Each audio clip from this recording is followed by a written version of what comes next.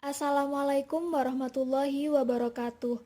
Pada kesempatan kali ini, kami dari kelompok 8 Offering C akan menjelaskan mengenai pembuatan larutan dalam kegiatan biologi, yaitu transport zat melalui osmosis pada tumbuhan.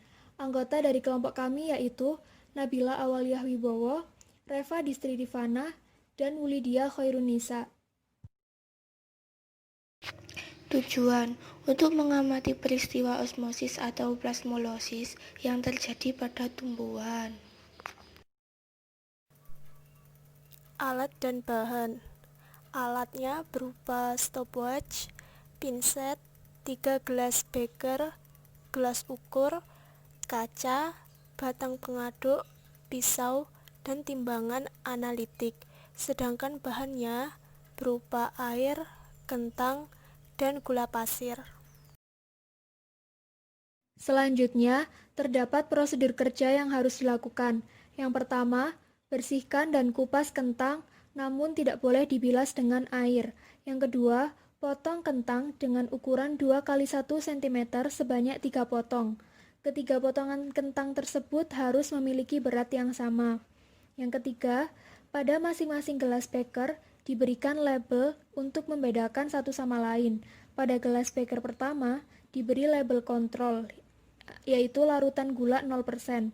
Gelas beker kedua diberi label larutan gula 5% dan gelas beker yang ketiga diberi label larutan gula 30%.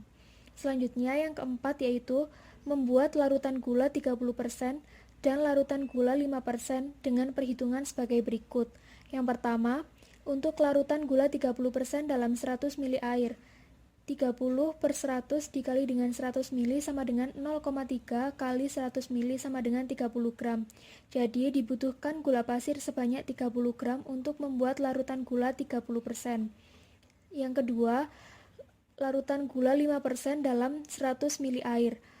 5/100 dikali 100 ml sama dengan 0,5 dikali 100 ml sama dengan 5 gram. Jadi, gula pasir yang dibutuhkan untuk membuat larutan gula 5% yaitu sebanyak 5 gram. Kelima, timbang gula sebanyak 30 gram dan 5 gram menggunakan timbangan analitik pada gelas ukur. Lalu masukkan gula ke dalam masing-masing gelas beker sesuai dengan label yang tadi sudah ditempel.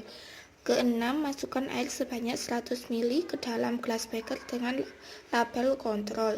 95 ml air pada gelas beker dengan label 5% dan 70 ml air pada gelas beker dengan label 30%. Dan aduk larutan gula menggunakan batang pengaduk hingga gula larut. Ketujuh, masukkan ketiga kentang yang sudah dipotong ke dalam masing-masing gelas beker. Lalu rendam dan diamkan selama 20 menit menggunakan stopwatch. 8. Setelah 20 menit, angkat potongan kentang menggunakan pinset dan letakkan potongan kentang di atas tisu kering. 9. Perhatikan perbedaan ketiga potongan kentang yang telah direndam dan larutan. Selanjutnya hasil pengamatan. Yang pertama, keadaan kentang yang telah direndam dengan larutan gula 0% memiliki tekstur keras. Yang kedua, keadaan kentang yang telah direndam larutan gula 5% memiliki tekstur agak keras dan sedikit lembek. Dan yang ketiga, keadaan kentang yang telah direndam larutan gula 30% memiliki tekstur lunak dan lembek. Pada saat melakukan praktikum, terdapat prosedur K3 yang harus diperhatikan. Yang pertama, menggunakan jas lab. Yang kedua, menggunakan sarung tangan atau latex. Dan yang terakhir, menggunakan masker.